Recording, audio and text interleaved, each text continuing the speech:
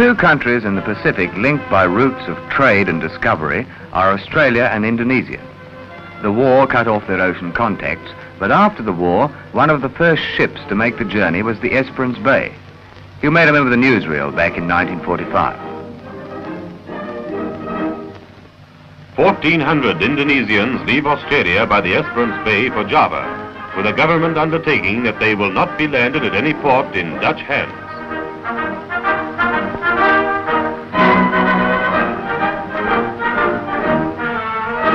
An official of the Australian government goes with them to see that the guarantee is carried out.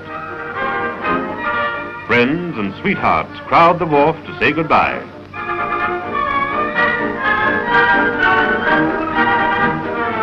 Before the ship sails, E.V. Elliott, representing the combined Australian trade unions, speaks to the men.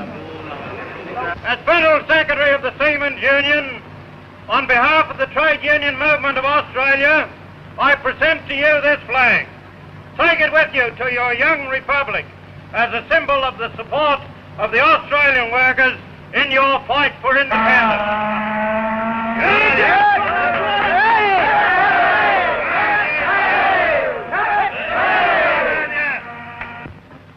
Friends, in the name of the Indonesian Republic, I thank you for this flag. We will never forget the great help Australian labour has given us in the vital first days of our republic when we need that help most. And may Australia and Indonesia be united forever. Indonesia Merdeka! Indonesia Merdeka!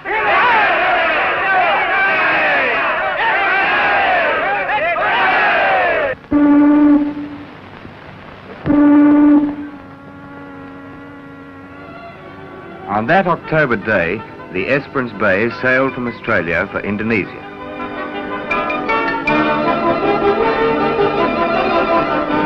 But the real story behind this journey is the story of ships that didn't sail. Let's start at the beginning. Here in Australia, we know the Indonesians well. For years, they've lived in our country as friends and fellow townsmen.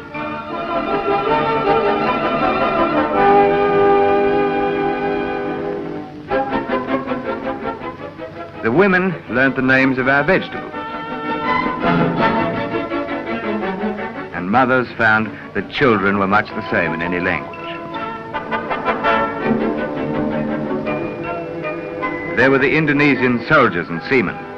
Our boys knew them as good fighters against the common enemy, Japan.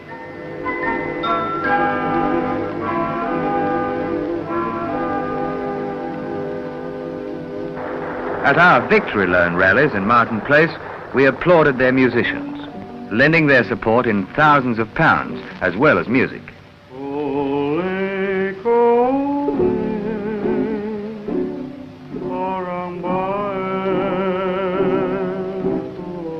We liked their old Indonesian folk song, even if we didn't understand the words.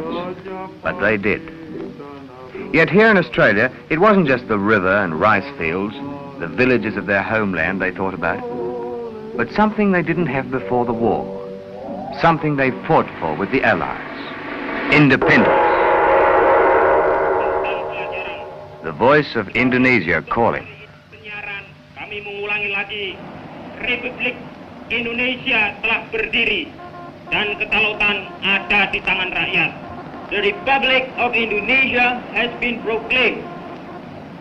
These are the salient points in the Republic Democratic Constitution: freedom of organization, freedom of assembly, freedom of expression, and freedom of the press. Maka di sini kita semua bangsa Indonesia. Here, in the streets of Sydney, Indonesians repeated an oath which was being taken by their countrymen all over the world.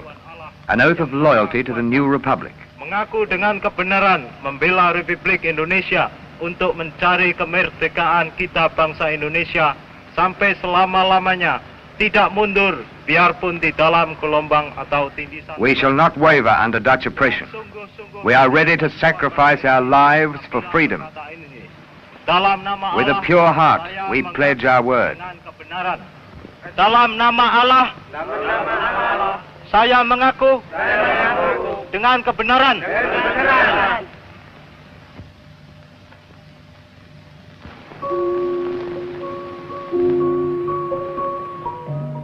That night, they celebrated independence with the dance of the knight and the princess. For even in exile, they'd not forgotten their ancient culture.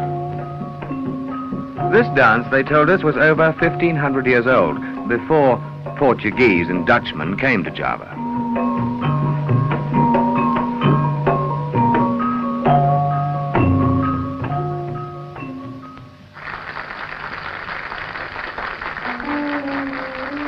The wives and young citizens of the new republic were there too. Everyone joined in these dances. Yes, that night we celebrated. But in the morning, 72 million people took an oath to defend freedom with their lives. That wasn't just words. Look, those 72 million Indonesians live in some of the richest islands of the world. But for 3.5 centuries, Dutch colonial rulers have taken all the profits. Tin mines, the quinine monopoly, oil fields and rubber plantations.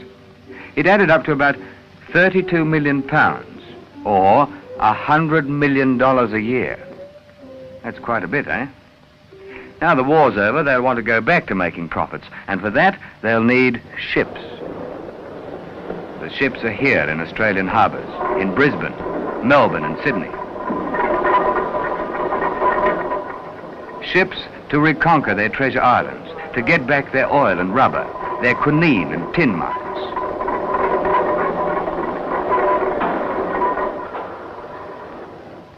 Ships to break the back of the young republic. Ships to carry soldiers. Ships to carry guns.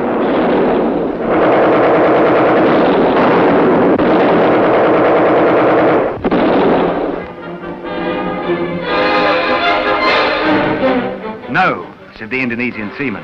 We won't man your ships. We won't carry arms to be used against our own people. Here's our answer. Direct action. They left the ships. They walked off the wharves.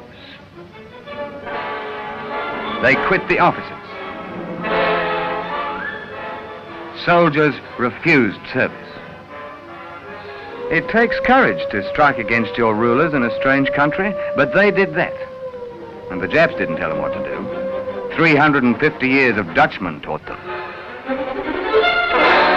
They got together with Australian wharfies right here on the docks while the big ships waited. They spoke in a language workers in every country understand, of bad conditions, low wages, and what those 350 years of Dutch colonial rule had meant to Indonesia.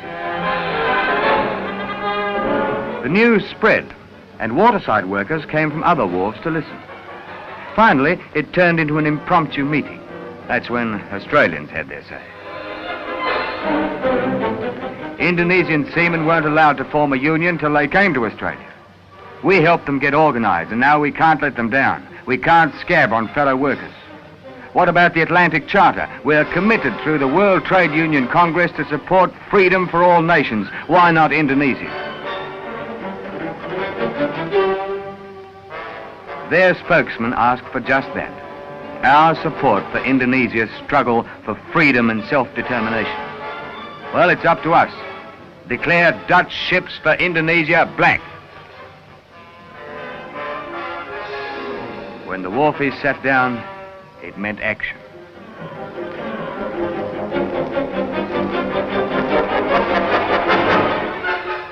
Something happened on the waterfront which made all the difference in the life of a young republic. The Dutch companies, who had once had a great fleet to carry wealth from Indonesia, now had to beg for every ship to take them back.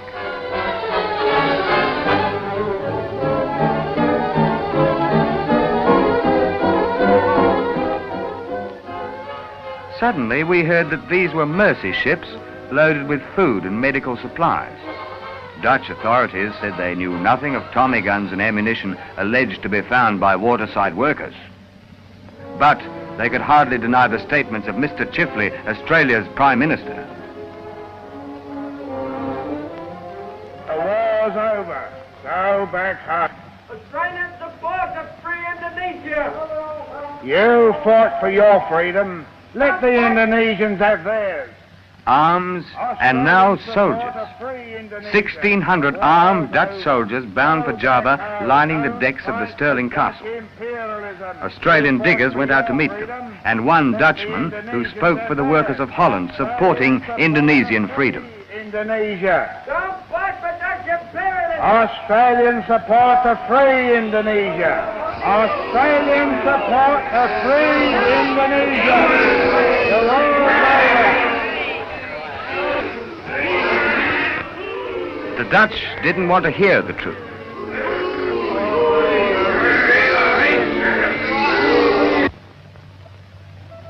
Indonesia Calling.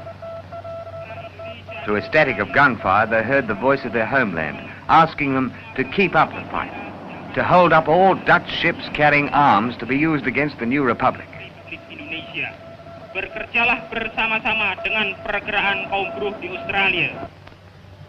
Now the fight was really on. Wharfies chalked up their answer and walked off ship after ship.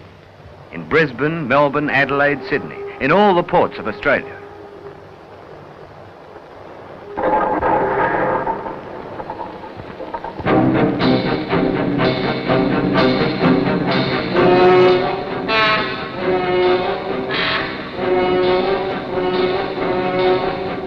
They said to the Dutch, loading ships is our livelihood.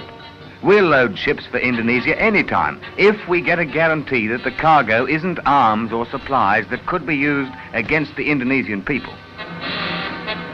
We never got that guarantee. The black band spread as other unions joined the struggle. One day it was the transport workers who turned off their ignition keys and left Dutch freight stranded. Next, ships' painters stopped work. Dutch ships were too black for them to put another coat of colour on. Engineers and repair workers turned their torches in. Shipping clerks turned a deaf ear to Dutch orders. Australian seamen had been in it right from the start.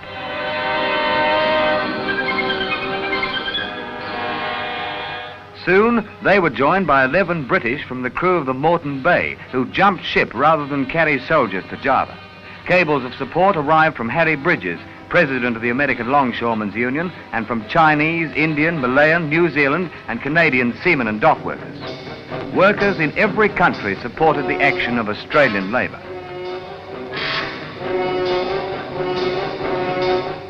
Don't be fooled by the card game. Don't let them try to put anything over.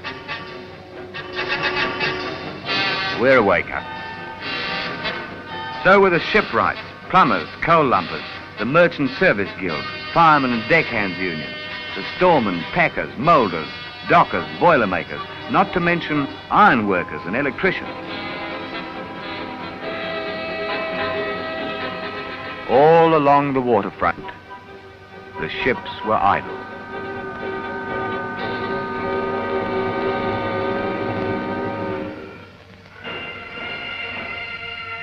The people had acted, and now came the voices of leaders supporting the principles of the Atlantic Charter. Pandit Nehru and Jinnah of India, Manuelsky and Vyshinsky of the Soviet Union, and President Romulo of the Philippines protested against the use of armed force to suppress the Indonesian people.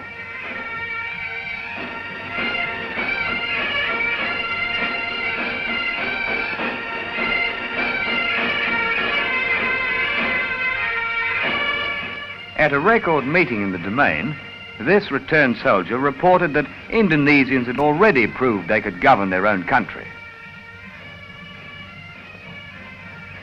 In the name of my republic, I thank you, said Jan Wilander. But for your help in holding up those ships, our republic might have been destroyed. The black ban on ships for Indonesia is complete.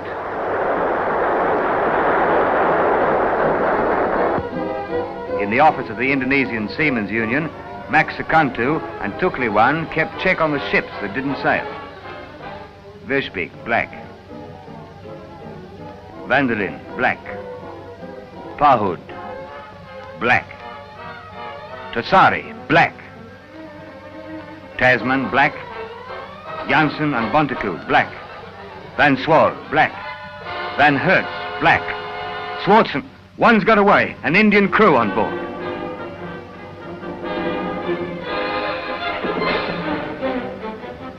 All right, so it was mad thinking we could stop a ship. But you don't know what that one ship meant to us. It broke the ban. The Dutch had sneaked it through by putting an Indian crew on board.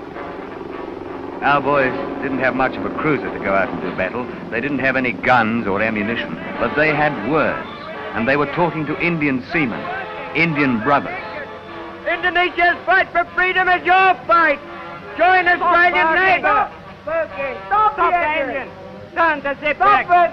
Stop the engine. Baik. Tumi jahat mem kau.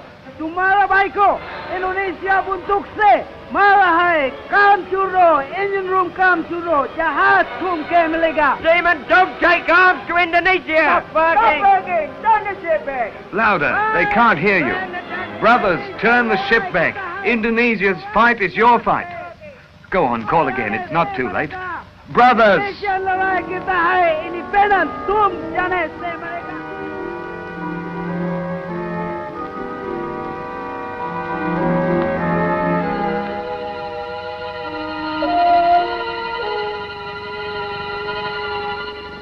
They've gone.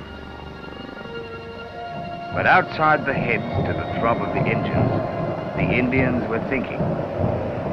Brothers, Indonesia's fight is your fight. Stop engines. Stop engines.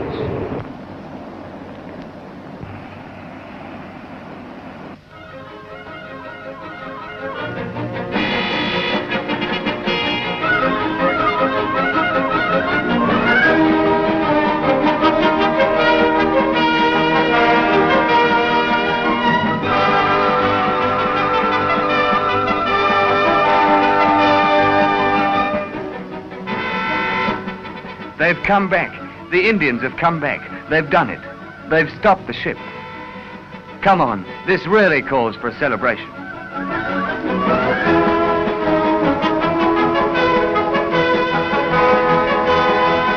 They held their meeting of celebration on the nearest street corner. Friends, on behalf of the Indonesian Independence Committee, I thank our Indian brothers for their heroic action in support of our struggle. Indian seamen woke off Dutch ships which were carrying arms to smash the new republic. Indian brothers, we will never forget what you have done for us. Thank you.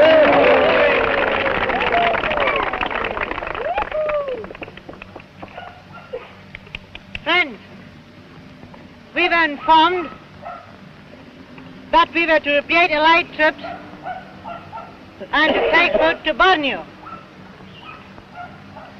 But we found ourselves put on a Dutch ship carrying arms and ammunition to Indonesia, but we refused to sell them. The Dutch threatened us with a gun, but still we refused. And now we will not sail with the ship. Their struggle is our struggle. Their victory is our victory.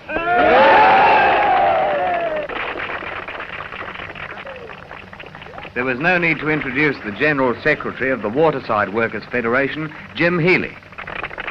During this war, the principles of the Atlantic Charter were declared by Britain and America and approved of by Russia. These principles must be applied in the Pacific and to the Indonesian people.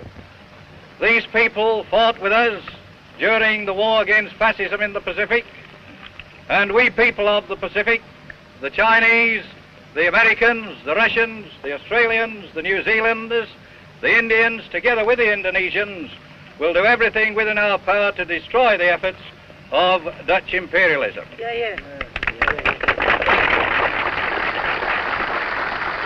Chinese seamen had taken the hat around again, which brought their contribution to the Indonesian fund up to £1,100.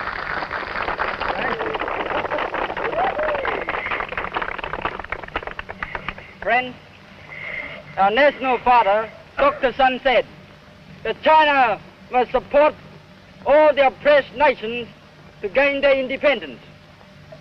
That is why we Chinese are supporting the Indonesian national movement. Manduk Jiao Gai Phu Mandung Manzai!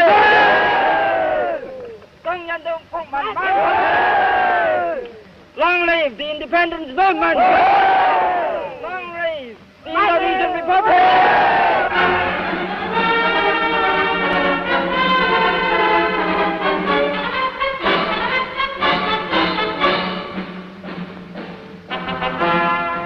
It grew out of the cheering.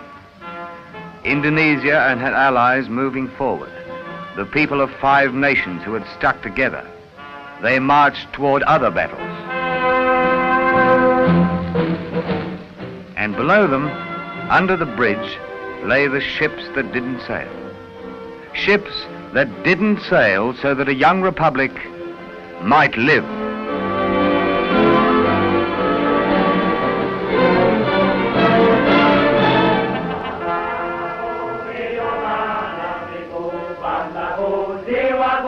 Semua